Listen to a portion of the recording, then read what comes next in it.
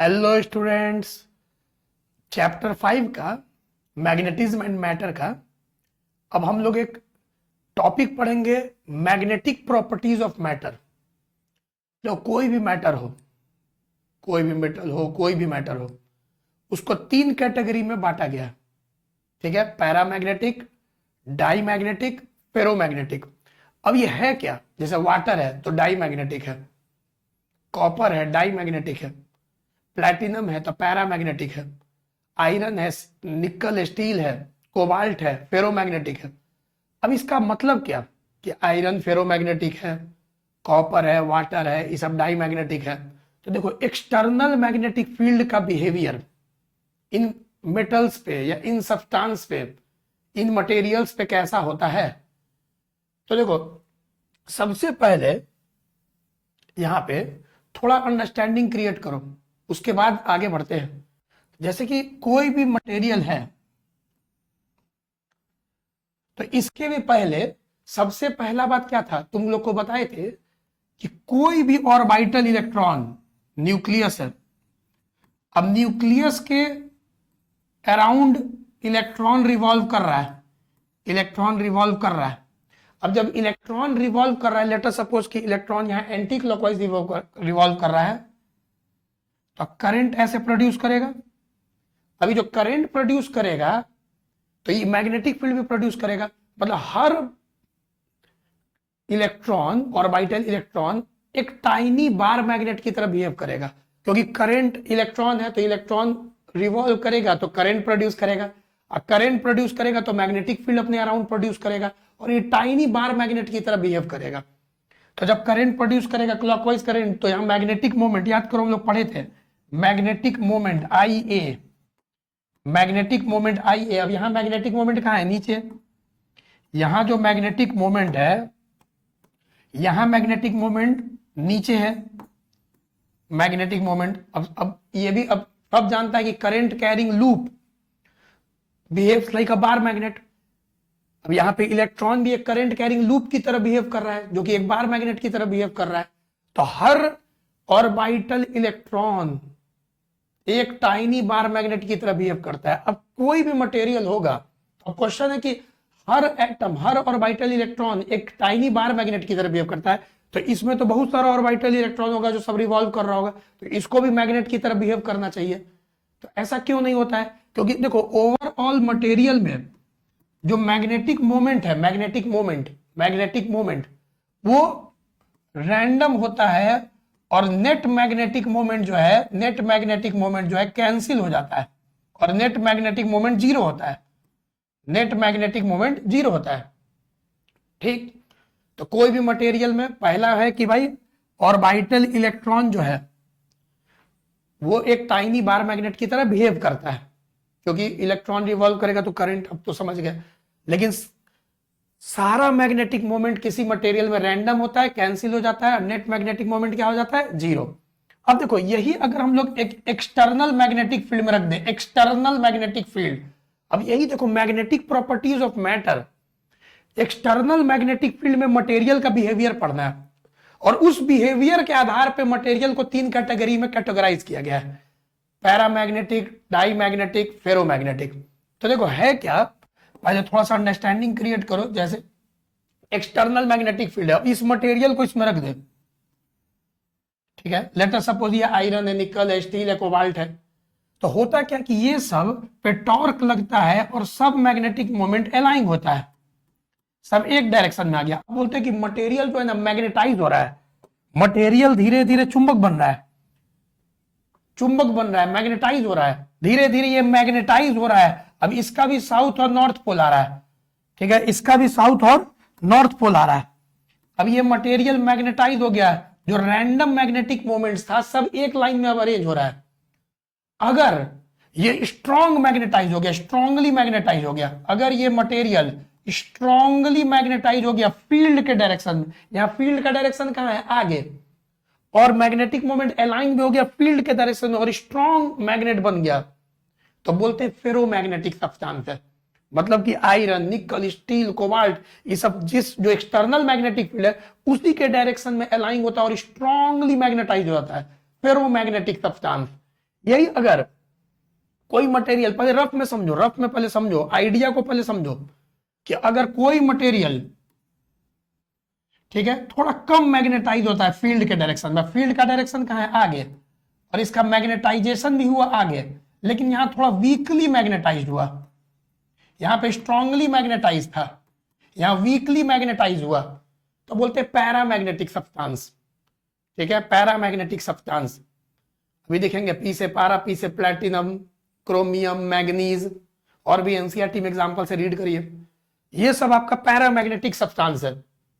ठीक है, अब यही अगर मटेरियल को अगर हम लोग रख दे एक्सटर्नल मैग्नेटिक फील्ड में, एक्सटर्नल मैग्नेटिक फील्ड में, और फील्ड के अपोजिट डायरेक्शन में अगर मैग्नेटिक मोमेंट या मैग्नेटाइजेशन हुआ, मतलब अब इधर साउथ इधर नॉर्थ, ऐसे मैग्नेटाइज हो गया, तो वैसे सब्सटेंस को बोलते हैं diamagnetic substances. Diamagnetic, ये क्या था, पैरामैग्नेटिक सब्सटेंसेस, फेरोमैग्नेटिक सब्सटेंसेस। अभी रफ में बता रहे हैं, पहले रफ में इसको ध्यान से समझो। तो पैरामैग्नेटिक सब्सटेंसेस, फेरोमैग्नेटिक सब्सटेंसेस। अब फिर से डाई में क्या हुआ, वीकली मैग्नेटाइज्ड हुआ, लेकिन in direction opposite to the direction of the field, मतलब फील्ड कहां है, आगे, और मैग्नेटाइजेशन कहां हुआ, अपोजिट, तो बोलते हैं डाई मैग्नेट। अब water, air, glass, sodium chloride, नमक, ये सब आपका डाई मैग्नेटिक सब्सटेंस है। ठीक है, सोना, चांदी, ये सब डाई मैग्नेटिक सब्सटेंस है आपका। कॉपर, बिस्मथ, बहुत सारे एग्जांपल है, ये सब डाई मैग्नेटिक सब्सटेंस है। अब जैसे अब बिहेवियर देखेंगे एक्सटर्नल मैग्नेटिक फील्ड में, तो समझ गए, ऑन द बेसिस ऑफ कि मटेरियल को एक्सटर्नल मैग्नेटिक फील्ड में रखा जाए, मटेरियल कैन बी कैटेगराइज्ड इन 3। तो ये पहले समझो कि देखो, वाटर मैग्नेट नहीं है, लेकिन वाटर को मैग्नेट बना देंगे, मतलब मैग्नेटाइज कर देंगे, क्योंकि वाटर के अंदर तो सब मैग्नेटिक मोमेंट कैंसिल होकर क्या हो जाएगा, जीरो। रियल में तो वाटर का ऐसा होगा, सारा डाइपोल्स जो देख रहे हो, सारा मैग्नेटिक मोमेंट कैंसिल होगा, लेकिन फिर उसको एक्सटर्नल मैग्नेटिक फील्ड में उसका बिहेवियर देखेंगे कि वो मैग्नेटाइज हो जाएगा वाटर, और तब तक मैग्नेटाइज रहेगा जब तक एक्सटर्नल मैग्नेटिक फील्ड में उसको रखेंगे। फिर वापस अगर तुम वाटर को एक्सटर्नल मैग्नेटिक फील्ड से बाहर निकाल देते हो, तो हो सकता है फिर से डीमैग्नेटाइज हो जाए। ठीक है, तो इन सब चीज को हम लोग पढ़ेंगे। तो देखो, अभी थोड़ा अंडरस्टैंडिंग क्रिएट हो गया। अब यहां से इसको पढ़ने के लिए देखो, पहले क्या क्या पढ़ना है हम लोग को, मेन यही 3 है। पहले तो magnetic flux easy, magnetic flux easy है, पाई एम, मैग्नेटिक फ्लक्स जैसे इलेक्ट्रिक फ्लक्स पढ़े थे। फिर magnetic induction, magnetic induction B, ये पढ़ेंगे। फिर मैग्नेटाइजेशन क्या होता है, एम, सारा फिजिकल क्वांटिटी पहले जान लो, जो जो तुमको पता होना चाहिए। फिर मैग्नेटिक फील्ड इंटेंसिटी एच, और यही 3 है, बी, एम और एच, यही 3 समझना। उसके बाद इजी है, magnetic permeability mu, relative permeability mu R, relative permeability, और magnetic susceptibility, magnetic susceptibility chi. ठीक है, ये सिंबल याद रखना, एक्स की तरह लगता है, काई। ठीक है, के आई, काई, मैग्नेटिक ससेप्टिबिलिटी। तो ये अभी हम लोग जानेंगे। ठीक है, तो शुरू करते हैं पहले मैग्नेटिक फ्लक्स से, और 3 चीज पे ध्यान देना। ठीक है, बी, एम और एच पे, और सबसे इंपॉर्टेंट बाद में देखेंगे एम और एच, एम एच। अब देखिए, शुरू करते हैं लेक्चर। पहले तो सातों लिख लो, कॉपी में नोट डाउन कर लो कि मैग्नेटिक प्रॉपर्टीज ऑफ मैटर, वो सातों लिखो। अब देखो, मैग्नेटिक फ्लक्स जल्दी शुरू करते हैं। फर्स्ट कि मैग्नेटिक फ्लक्स फाई क्या है, तो जस्ट इलेक्ट्रिक फील्ड लाइंस की तरह। मैग्नेटिक फील्ड लाइंस कोई सरफेस को कितना क्रॉस कर रहा है, तो उसका मेजर है। तो magnetic it is defined, it is defined as the measure, लिखते जाइए आप लोग भी, measure of number of magnetic field lines, number of, measure of number of magnetic field lines crossing a surface in a direction normal to the surface, in a direction normal to the surface, in a direction normal to the surface। अब यहां पे magnetic flux phi M, इसका formula B dot A, याद करो electric flux E dot A था, ये आपका B dot A, B A cos theta. For example मान लो कोई सरफेस है, जैसे इलेक्ट्रिक फ्लक्स में था, कोई सरफेस इमेजिन करो, कोई सरफेस इमेजिन करो, ठीक है। अब कोई भी सरफेस है, 3D में सोचो ऐसे, अब इसका एरिया क्या था, outward normal, area outward normal. अब सोचो कि बहुत सारा मैग्नेटिक फील्ड लाइंस इसको क्रॉस कर रहा है, तिरछा तिरछा। लेट अस सपोज एक बना दे कि मैग्नेटिक फील्ड लाइंस, कैसे हम लोग ऐसे इमेजिन करेंगे कि बहुत सारा मैग्नेटिक फील्ड लाइंस इसको क्रॉस करते हुए निकल रहा है आर पार, तो एक निकल गया थीटा एंगल पे, तो जो magnetic flux crossing the surface है बी ए कॉस थीटा। नया बात क्या है, ऐसा यूनिट, नया बात क्या है, ऐसा यूनिट, कि ऐसा यूनिट जो मैग्नेटिक फ्लक्स का है वेबर। ये आप पहली बार सुन रहे हैं कि मैग्नेटिक फ्लक्स का जो ऐसा यूनिट है वेबर। ऐसे तो कोई बच्चा बोलेगा tesla metre square, magnetic field का टेस्ला, एरिया का metre square, tesla metre square weber, ठीक है। तो magnetic flux just like electric flux की कितना कितना मैग्नेटिक फील्ड लाइंस किसी सरफेस को आर पार कर रहा है, उसका एक मेजर है जो बोलते हैं मैग्नेटिक फ्लक्स। इजी था। अब देखो यहां पे सेकंड जो कि बताए थे मैग्नेटिक इंडक्शन, यही इंपॉर्टेंट है। याद है ना कि एक्सटर्नल मैग्नेटिक फील्ड में सब्सटेंस रखते हैं तो क्या हो जाता है, मैग्नेटाइज हो जाता है, वो भी बार मैग्नेट बन जाता है, एक तरह का बिहेव करता है, north pole south pole polarity आ जाता है। तो देखो magnetic induction B, magnetic induction B, पहले इसका लिखते जाना, डेफिनेशन सबको ही लिखते जाइए। Magnetic induction, it is defined as the magnetic flux पर unit area of cross section, per unit area of cross section, per unit area of cross section of magnetized substance, magnetized substance. अभी समझाएंगे कि जो सब external magnetic field में रखेंगे तो material magnetised हो जाएगा, तो उसी को बोलेंगे मैग्नेटाइज्ड सब्सटेंस हो गया, ठीक है।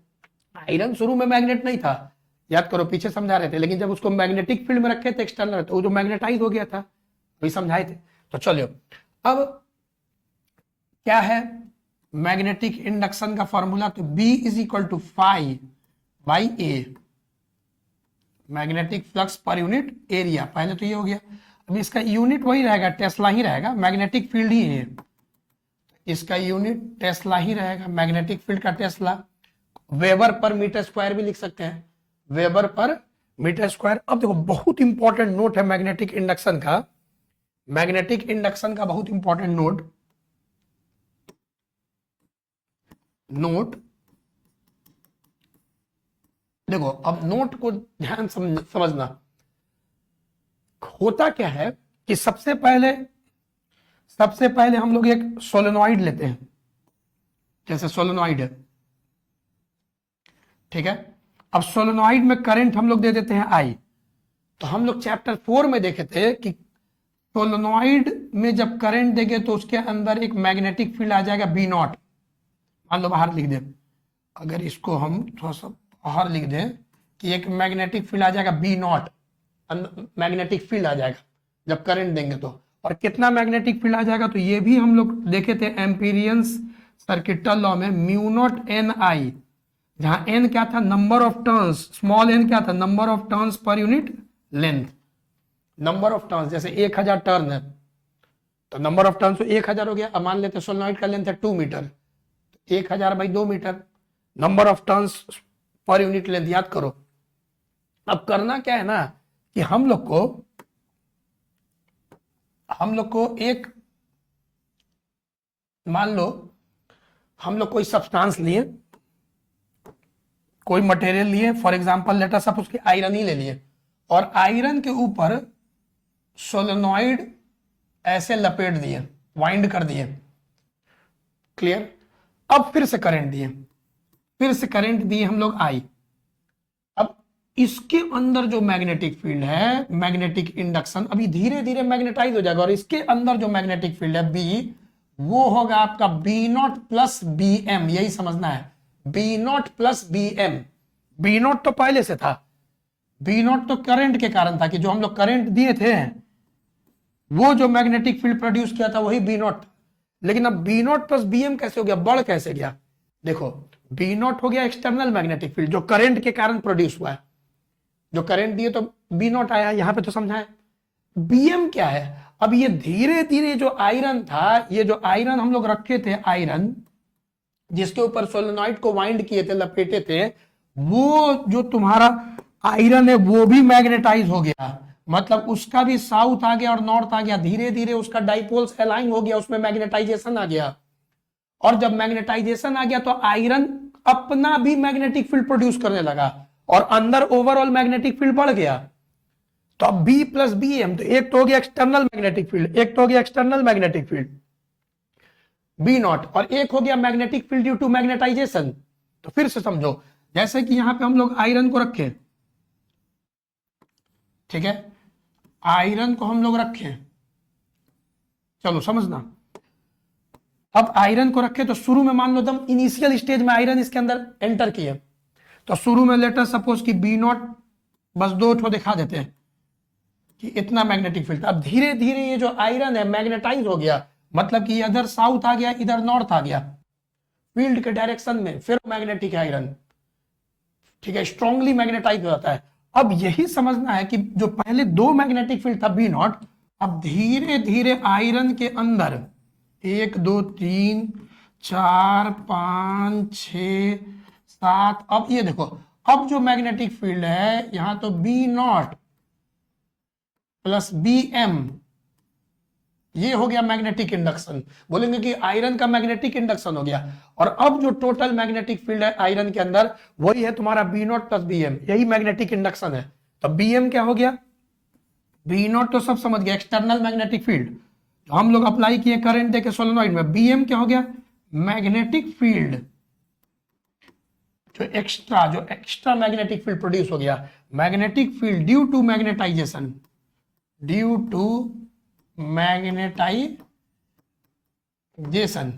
और यहां पे क्या हो गया भाई? यहां पे हो गया iron is magnetised, iron is magnetised, iron जो है आपका मैग्नेटाइज्ड हो गया। क्लियर? तो पहले ये पहले समझना है। अब देखो यहां पे तो लिखता क्या है, ये जो मैग्नेटिक इंडक्शन है B naught plus B M, अब बी नॉट का फॉर्मूला क्या था? Mu naught N I. अब इसको ऐसे लिखते हैं mu naught N I M, समझाते हैं आई एम। अब यहां पे इसी को mu naught N number of turns पर unit length, I plus I M. अब देखो आई एम क्या है, ये जो आई एम है ये क्या है? तो यहां पे जो आई एम है,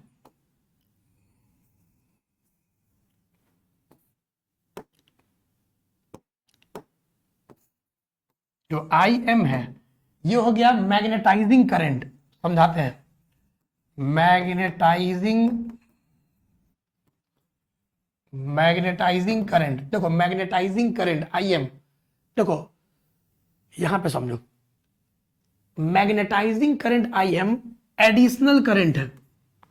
मतलब कि यहां पे मैं आई कितना प्रोड्यूस कर रहा था मैग्नेटिक फील्ड, मान लो 1 2 टेस्ला भी बोलते हैं, हर लाइन में 1 टेस्ला, इसे समझाने के लिए बोल रहे हैं। तो मान लेते हैं 1 2, ये वाला जो करंट है 2 टेस्ला मैग्नेटिक फील्ड प्रोड्यूस किया, जस्ट अज्यूम।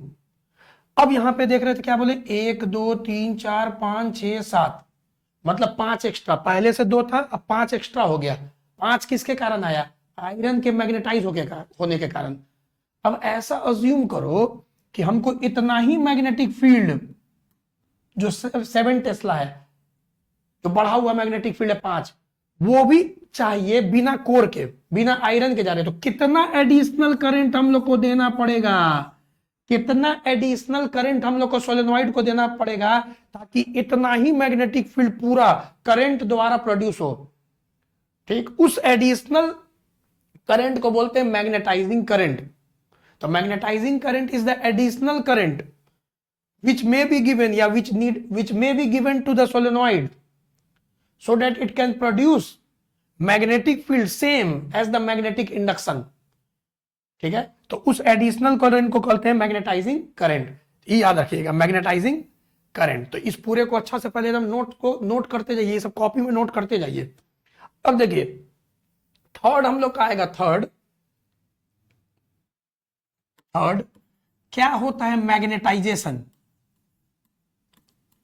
मैग्नेटाइजेशन, ठीक है, मैग्नेटाइजेशन क्या होता है, लिखते जाइए पहले। It is ability of a material, मतलब प्रॉपर्टी है मटेरियल का, सब्सटेंस का।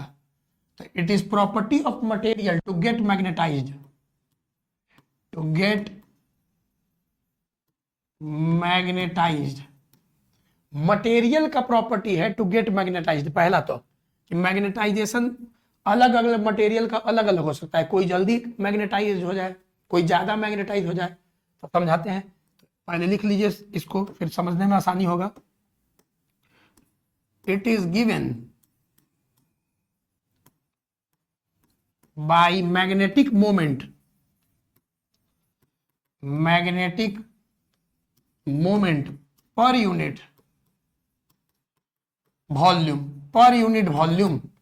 मतलब कि मैग्नेटाइजेशन कैपिटल एम से डिनोट किया है magnetic moment per unit volume. अब सोचो कोई भी वॉल्यूम है, जो आयरन का कोर हम लोग ले गए थे अभी पीछे एग्जांपल में, तो वॉल्यूम को लिख सकते हैं A into L pi r square h, A into L लिख सकते हैं। और मैग्नेटिक मोमेंट याद करो आई ए, एन आई ए, ठीक है। तो मैग्नेटिक मोमेंट को हम लोग एन आई मैग्नेटाइजिंग करंट इंटू ए भी लिख सकते हैं कि भाई कितना मैग्नेटाइज हो गया। तो यहाँ पे जब आयरन जो यहाँ पे आपका मैग्नेटाइज हो गया, ठीक है, तो उसमें कितना मैग्नेटाइज कैसे हो गया, कि इतना मैग्नेटिक फील्ड कैसे प्रोड्यूस किया, इसके अंदर जो डाइपोल से अलाइन किया तब ना, डाइपोल जो अलाइन किया। अब एक डाइपोल का जो मैग्नेटिक मोमेंट याद करो क्या था, आई ए। अब वो ऐसा बहुत सारा डाइपोल्स अलाइन कर गया, तो N I A magnetic moment हम लोग देख चुके हैं। और उसी को हम लोग एनालॉग में अभी समझाए थे मैग्नेटाइजिंग करंट, कि उसी को एनालॉग में ऐसे हम लोग लिख देंगे। तो यहां पे हम लोग का ए कैंसिल हो गया। अब नंबर ऑफ टर्न्स पर यूनिट लेंथ को स्मॉल एन भी लिख सकते हैं। तो ये हम लोग का हो गया, एन इंटू आई एम। अब चलिए मैग्नेटिक मोमेंट, इसका जो ऐसा यूनिट है मैग्नेटाइजेशन का जो ऐसा यूनिट है ampere per metre, ampere per metre. Current का देखिए एम्पेयर, और ये क्या था, नंबर ऑफ टर्न्स पर यूनिट लेंथ पर मीटर इसका। तो एम्पेयर पर मीटर हो गया। 1 2 3 पॉइंट्स, ठीक है। एक बात और देखिए, पीछे अगर आप लोग देखेंगे तो यहां पे हम लोग B M magnetic field due to magnetisation को लिखे थे mu naught N I M. तो इसको अगर हम लोग उठाएं magnetic field due to magnetisation की कितना बाई डाइपोल्स अलाइन हो गया था और मैग्नेटिक फील्ड प्रोड्यूस किया था, तो उसको हम लोग लिखे थे mu naught N I M. Copy में नोट डाउन करते जाइएगा, फिर इजी है, फिर बार 2 बार रिव्यू कीजिएगा, सब हो जाएगा। अब म्यू नॉट, अब एन और आई एम को हम लोग एम लिख सकते हैं ना, तो म्यू नॉट एम भी लिख सकते हैं। तो यहां से मैग्नेटाइजेशन का देखिएगा, एनसीईआरटी रीड कीजिएगा, एक और फॉर्मूला दिया है magnetic field due to magnetisation by mu naught, permeability of free space mu naught 4 pi 10⁻⁻⁷। ठीक है। मैग्नेटाइजेशन को एक एग्जांपल से पहले समझते हैं, जैसे फील कराने के लिए। मान लीजिए कि दो मटेरियल है, ओहो, 1 2 मटेरियल है, और दोनों को हम एक मैग्नेटाइजिंग फील्ड में रख दिए, एक मैग्नेटाइजिंग फील्ड में, मतलब एक्सटर्नल मैग्नेटिक फील्ड में मैग्नेटाइजिंग फील्ड में रख दिए। अब मान लेते इसका नाम P है, इसका नाम Q है। अब इसका डाइपोल्स धीरे धीरे अलाइन हो रहा है, कुछ ज्यादा ही अलाइन करवा देते हैं ताकि आप फील करें, जस्ट एग्जांपल से फील करें। इसका अलाइन हो गया, ऐसा ही समझाने के लिए फील करें। इसका अलाइन हुआ आगे की ओर, लेकिन कुछ नहीं भी हुआ। अब हम पूछे P और Q में कौन ज्यादा मैग्नेटाइज हो गया, तो ऑब्वियस सा बात है, इतना इजी फिगर दिए कि मैग्नेटाइजेशन P का ज्यादा हो गया है Q से। तो मैग्नेटाइजेशन का मतलब क्या, हर मटेरियल का अलग होगा, कौन मटेरियल ज्यादा मैग्नेटाइज हो रहा है इन गिवन मैग्नेटाइजिंग फील्ड। जब एक्सटर्नल मैग्नेटिक फील्ड में रख रहे हैं तो हर मटेरियल का अपना अपना मैग्नेटाइजेशन होता है, कोई जल्दी मैग्नेटाइज होगा, कोई ज्यादा मैग्नेटाइज होगा, ठीक है। तो ये हो गया, ये प्रॉपर्टी मैग्नेटाइजेशन किसका प्रॉपर्टी है, मटेरियल का। अब देखो यही समझना है, ये 4th नंबर क्या बताए थे, magnetising field intensity, magnetising field intensity H। Magnetising field intensity H क्या है, तो ये फील्ड का प्रॉपर्टी है। लिखिए कि कौन फील्ड जल्दी मटेरियल को मैग्नेटाइज कर दे। फॉर एग्जांपल, जैसे पहले ही एग्जांपल समझा देते हैं, जैसे हम तुमको बोले कि एक फील्ड ये है, एक फील्ड ये है और एक फील्ड ये है। मान लो ये फील्ड नंबर 1, ये फील्ड नंबर 2। अब हम बोले कि मेरे पास कोई मटेरियल है, उस मटेरियल को हम रखना चाहते हैं और चाहते हैं कि जल्दी से ज्यादा डाइपोल से इसका अलाइन हो जाए और ये मैग्नेटाइज हो जाए और इसका भी साउथ और नॉर्थ आ जाए। तो बताइए किस फील्ड में रख दें, फर्स्ट में कि सेकंड में, कि ज्यादा मैग्नेटाइज हो जाइए। तो ऑब्वियस है फर्स्ट, तो यहाँ पे ऐसे बोलते हैं magnetising field intensity H1 is greater than magnetising field intensity H2। तो ऐसे पहले मन में देख लो कि किसका इंटेंसिटी ज्यादा है, तो ये फील्ड का प्रॉपर्टी है। तो it is ability of magnetising field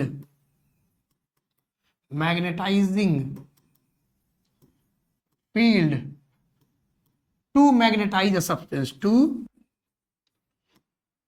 magnetize a substance, the ability of magnetizing field to magnetize a substance। और इसको गिवन भाई, इसका जो फॉर्मूला H से डिनोट करते हैं और इसका फॉर्मूला है, कोई फील्ड दिया हुआ है टेस्ला में, उसको म्यू नॉट से डिवाइड कर दो तो आ जाएगा मैग्नेटाइजिंग फील्ड, उसका इंटेंसिटी। या फिर ऐसे भी लिखते हैं, कोई मीडियम है उसमें मैग्नेटिक फील्ड दिया है तो परमियाबिलिटी से उस मीडियम का डिवाइड कर दो। इसका भी यूनिट, इसका भी जो एसआई यूनिट है, इसका भी यूनिट एम्पेयर पर मीटर ही होता है, ठीक है। इसका भी यूनिट एम्पेयर पर मीटर। तो यहाँ डायग्राम से भी समझ में आ रहा है, फीलिंग आ रहा है, फॉर्मूला को याद कीजिएगा। अब देखिए 5, 6, 7 इजी है, 5, 6, 7 इजी है। Permeability 5 number, magnetic permeability, magnetic permeability सब जानता है कि परमियाबिलिटी को म्यू से डिनोट करते हैं। तो मैग्नेटिक परमियाबिलिटी क्या है, इट इज मेजर ऑफ, और लिखने का जरूरत नहीं है, बस it is major of how easily the magnetic field lines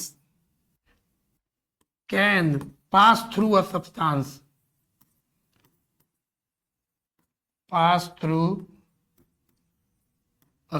मतलब देखो, जैसे फिर एग्जांपल पहले समझो। जैसे कि मान लो फिर से मेरे पास दो मटेरियल है, ठीक है, दोनों को मैग्नेटिक फील्ड में रखे। देख क्या रहे हैं, एक में मैग्नेटिक फील्ड लाइंस एकदम एंटर कर गया इजीली, एकदम आसानी से, मान लेते हैं मटेरियल 1, और मटेरियल 2 में बस ऐसे गया, ठीक है। दो को एक्सटर्नल मैग्नेटिक फील्ड में रखे, थोड़ा देर के बाद देख रहे हैं ऐसा है। तो किसका परमियाबिलिटी ज्यादा है, जिससे ज्यादा magnetic field lines easily pass हुआ उसका परमियाबिलिटी ज्यादा है। परमिशन, इजाजत, क्या बोलते हैं, permeability of first is greater then permeability of second. तो ये भी मटेरियल का प्रॉपर्टी हो गया। अलग अलग मटेरियल का मैग्नेटिक परमिएबिलिटी अलग अलग होगा, ठीक है, हर मटेरियल का अलग होगा, आयरन का अलग होगा, कॉपर का अलग होगा, प्लेटिनम का अलग होगा, हर मटेरियल का मैग्नेटिक परमिएबिलिटी अलग अलग होगा। ये भी सब्सटेंस का प्रॉपर्टी हो गया। और इसका फॉर्मूला है B/H। B/H, ये देखो ये फॉर्मूला आया कहां से, यहां पे देखा था H इज इक्वल टू क्या लिखा था, B/μ, तो म्यू इधर करो, B/H हो गया ना। तो यहाँ पे इसका यूनिट बताओ, मैग्नेटिक फील्ड का यूनिट बताओ, ऐसा यूनिट। मैग्नेटिक फील्ड का यूनिट क्या था, टेस्ला, और H का था एम्पियर पर मीटर, तो मीटर ऊपर आ जाएगा, तो टेस्ला मीटर पर एम्पियर। ये बात बायोट सावर्ट्स लॉ में भी बताए थे कि जो म्यू है परमेबिलिटी, उसका यूनिट है टेस्ला मीटर पर एम्पियर। तो मैग्नेटिक परमेबिलिटी क्या हो गया, how easily the magnetic field lines can pass through a substance. अब relative permeability, relative permeability mu r. अब देखो, relative permeability of a substance is defined as the ratio of permeability of substance by permeability of free space. मतलब magnetic permeability का ratio है substance by free space. तो relative permeability क्या हुआ, permeability जो कि प्रॉपर्टी है मटेरियल का, permeability of substance by permeability of free space. ये तो एक कांस्टेंट है, फिक्स है, फ्री स्पेस 4π10⁻⁷। ये हो गया, it is unitless, it is unitless. अब last magnetic susceptibility, seventh. 7 physical quantity था बोले थे ना, सेवेंथ है magnetic susceptibility. Magnetic susceptibility, susceptibility इसको क्या बोले थे, काई से डिनोट करते हैं, काई, ठीक है। अब काई से डिनोट करते हैं, ये क्या है, magnetic susceptibility magnetisation by magnetic field intensity का रेशियो है। मतलब क्या, इट इज डिफाइंड, पहले लिखो, it is defined as the measure of how easily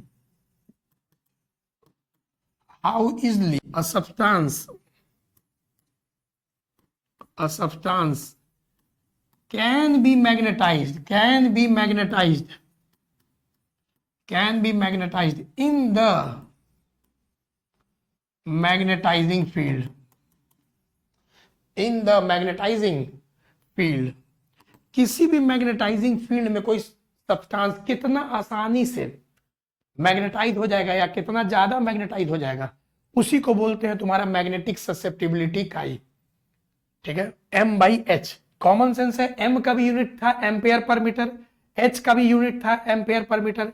M किसका प्रॉपर्टी था, मटेरियल का, H किसका प्रॉपर्टी था, सब्सटेंस का। तो यहां पे ये भी आपका it is unitless physical quantity है, मतलब कि नंबर है, ठीक। तो मैग्नेटिक ससेप्टिबिलिटी, तो यहां पे हम लोग मैग्नेटिक ससेप्टिबिलिटी हो गया। रिलेटिव परमिएबिलिटी ये इजी था, ये तो रेशियो ये भी इजी था, रिलेटिव परमिएबिलिटी। फिर मैग्नेटिक परमिएबिलिटी भी इजी था कि किसका ज्यादा होगा, तो फर्स्ट का ज्यादा होगा मैग्नेटिक परमिएबिलिटी, ठीक है। फिर मैग्नेटिक फील्ड इंटेंसिटी, फील्ड का प्रॉपर्टी था कि कोई भी फील्ड दिया हुआ है, मान लो दिया हुआ 100 टेस्ला, वैक्यूम में मान लेते हैं इसका 100 टेस्ला है, अब बोले इसका इंटेंसिटी निकालो, मैग्नेटाइजिंग फील्ड इंटेंसिटी, तो बस μ0 से डिवाइड कर देंगे 4π10⁻⁷ से, आ जाएगा उसका मैग्नेटिक फील्ड इंटेंसिटी, ठीक है। फिर मैग्नेटाइजेशन, मटेरियल का प्रॉपर्टी था कि कौन सब्सटेंस कितना जल्दी या कितना ज्यादा मैग्नेटाइज हो जाता है, जैसे यहाँ पी का मैग्नेटाइजेशन ज्यादा था किससे, क्यू से, क्लियर। और सबसे अच्छा था कि भाई हम लोग सोलेनॉइड के अंदर रखे थे जब किसी मटेरियल को, फॉर एग्जांपल हम तो आयरन रखे थे, तो जब आयरन को हम लोग रखे तो वो खुद भी मैग्नेटाइज हो गया और मैग्नेटिक फील्ड को अंदर बढ़ा दिया। कहाँ, पहले 2 दिखाए थे और उसके बाद देखो 7 मैग्नेटिक फील्ड हो गया, तो यहाँ पे भी हो गया। और उसी में एक मैग्नेटाइजिंग करंट का कॉन्सेप्ट भी था। चलो अब एक रिलेशन हम लोग देखेंगे, म्यू आर और काई एम के बीच में एक relation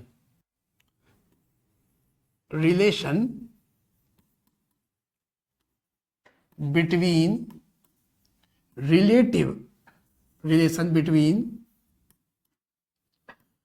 relative permeability and magnetic susceptibility। ठीक है, काई मैग्नेटिक ससेप्टिबिलिटी एनसीईआरटी में दिया हुआ है, फिर रीडिंग भी कर लीजिएगा। देखो फिर से, consider a solenoid with material core, जो समझ कि एक मटेरियल कोर है कोई, जैसे आयरन लिए थे ना, उसका सोलेनॉइड लपेट दिया, सोलेनॉइड में क्या दे देंगे, करंट, तो एक एक्सटर्नल मैग्नेटिक फील्ड होगा, फिर वो मटेरियल मैग्नेटाइज होगा, फिर वो अपना भी मैग्नेटिक फील्ड प्रोड्यूस करेगा, तो अंदर टोटल मैग्नेटिक फील्ड कितना हो जाएगा, B is equal to B naught plus B M. ठीक है, तो यहां पे consider a solenoid with material core, the magnetic induction, मतलब कि total magnetic field, the magnetic induction inside the core. अब थोड़ा देर के बाद क्या होगा, इनसाइड द कोर इज, अब magnetic induction inside the core is क्या होगा, मैग्नेटिक इंडक्शन बी, समझाए थे, B naught plus B M. अब देखो बी नॉट को हम लोग लिख सकते हैं, आज हम बताए थे तुमको formula, H is equal to B naught by mu naught, पीछे चेक करो, और M is equal to B M by mu naught, पीछे चेक कर सकते हो, दोनों प्रॉपर्टी में लिखे होगे तो हम लोग यहां से बी नॉट को लिख सकते हैं म्यू नॉट H, और बी एम को लिख सकते हैं म्यू नॉट M। M है प्रॉपर्टी ऑफ सब्सटेंस और H है प्रॉपर्टी ऑफ फील्ड। ठीक है, तो यहां पे अब दोनों तरफ H से डिवाइड कर दिया, दोनों तरफ H से डिवाइड कर दिया, dividing both side by H कर सकते हैं। तो यहां पे अब चलो B बाई H क्या है, म्यू, पीछे चेक करो, पढ़ाए थे अभी। ठीक है, B बाई H क्या है, तो म्यू,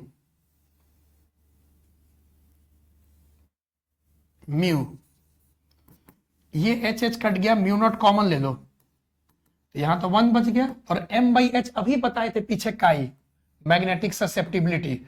अब म्यू नॉट नीचे करो, तो म्यू नॉट जैसा ही नीचे करोगे, म्यू बाई म्यू नॉट को क्या लिख सकते हैं, म्यू आर लिख सकते हैं ना, relative permeability, mu by mu not 1 plus chi. तो ये हम लोग का एक रिलेशन आ गया कि जो रिलेटिव परमियाबिलिटी है is equal to 1 plus magnetic susceptibility. तो ये एक रिलेशन आ गया छोटा सा, ये सब चेक कर सकते हो, सब पीछे नोट्स में बताया हुआ है, नोट्स पे। तो यही 7 बात पहले समझना है, और 7 बात को लगातार दिमाग में करना है कि मैग्नेटाइजेशन M किसका प्रॉपर्टी है, तो सब्सटेंस का, और उसका यूनिट क्या है, तो एम्पियर पर मीटर।